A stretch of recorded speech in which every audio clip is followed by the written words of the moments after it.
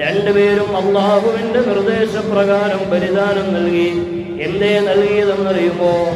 കർഷകനായിരുന്ന ഖാബീൽ തന്റെ പക്കലുള്ള ഏറ്റവും നികട്ടമായ വസ്തുക്കൾ റബ്ബിന് വേണ്ടി വെച്ചപ്പോ മഹാനായ ഹാബീൽ എന്നവർ അള്ളാഹുവിന് ഏറ്റവും ഇഷ്ടപ്പെട്ടതായിട്ട് തന്റെ അടുക്കലുള്ള ഏറ്റവും ഇഷ്ടപ്പെട്ട വസ്തുക്കൾ തന്നെ മാറ്റിവെച്ചു.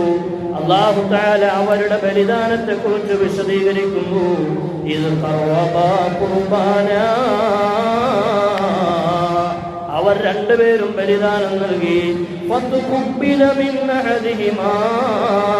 പക്ഷേ രണ്ടുപേരിൽ നിന്നും അള്ളാഹു സ്വീകരിച്ചില്ല. അവരിൽ ഒരാളുടെ ബലിദാനം മാത്രമാണ് അള്ളാഹു സ്വീകരിച്ചത്.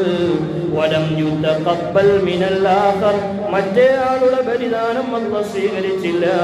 അവിടെ അല്ലാഹു തആല പറയുന്നു, ഇന്നമാ യതഖബ്ബലുല്ലാഹു മിനൽ മുത്തഖീൻ.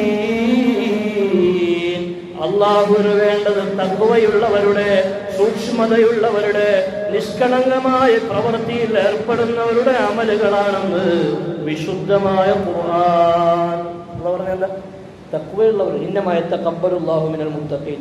എല്ലാവരുടെയും അമൽ വേണ്ട, എല്ലാവരുടെയും ബലിദാനം അല്ലാഹുവിന് വേണ്ട. വേണ്ടതാരുടെയാ? ഇന്നമാ യതഖബ്ബലുല്ലാഹു മിനൽ മുത്തഖീൻ. ആരാണോ സൂക്ഷ്മതയോടെ, ഹൃദയ വിശുദ്ധിയോടെ ആ കർമ്മത്തിൽ ചേരുന്നത് അവരുടെ അമലുകൾ മതി എന്ന് വിശുദ്ധ ഖുർആൻ. അല്ലേ? അതുകൊണ്ട്